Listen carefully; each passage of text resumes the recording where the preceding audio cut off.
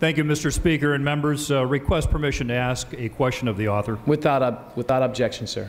Mr. Davis, you made two specific claims in your remarks about the bill as written, requiring, for example, proof or attachment of a Coogan account to the work permit, as well as certain claims you made about enforcement. I'm reading the bill. It's a very short bill.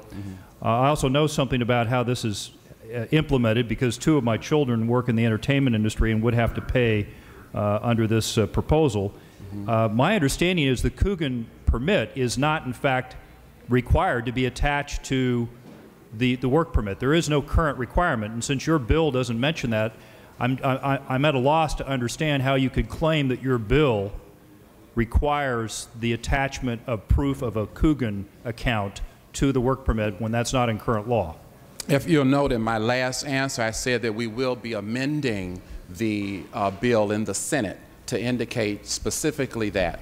All right, thank you. On my own time then, the bill as currently written does not have that, and that's all we can go on is what is currently written, which is, does not contain any such language. Ladies and gentlemen, there are many individuals who work in the entertainment industry who, as a condition of even being eligible to work in the industry, have to have this work permit issued by the Department of Labor, and as such would now, under this provision, be forced to pay $50 every 6 months with no guarantee of work.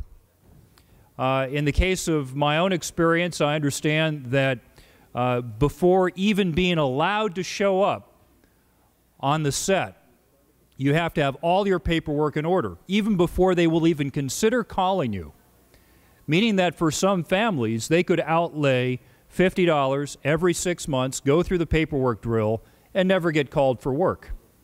Further, there are entities that require original work permits.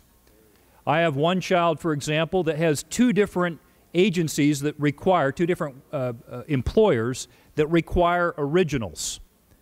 And based on my understanding of reading the law as it's currently written, that means that every 6 months she would be shelling out not $50 but $100. And what's interesting is the second job that she is engaged in doesn't pay anything. It's like a training program. But nevertheless, she'd have to pay $100 a year for the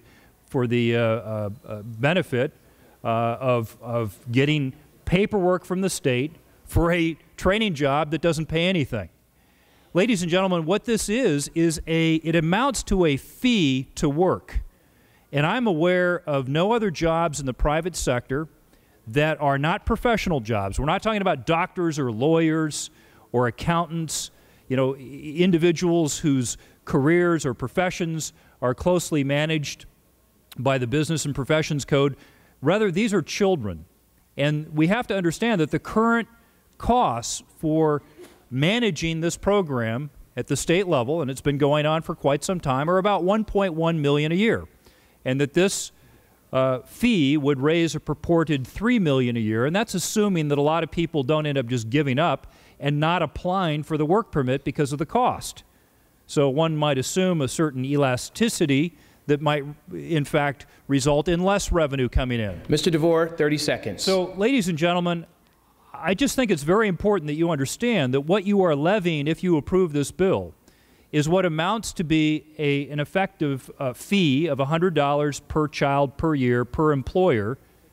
And I don't think in this economic time we should be having children having to pay such a fee for what amounts to basic government services that this body long ago deemed necessary. Thank you, Mr. DeVore.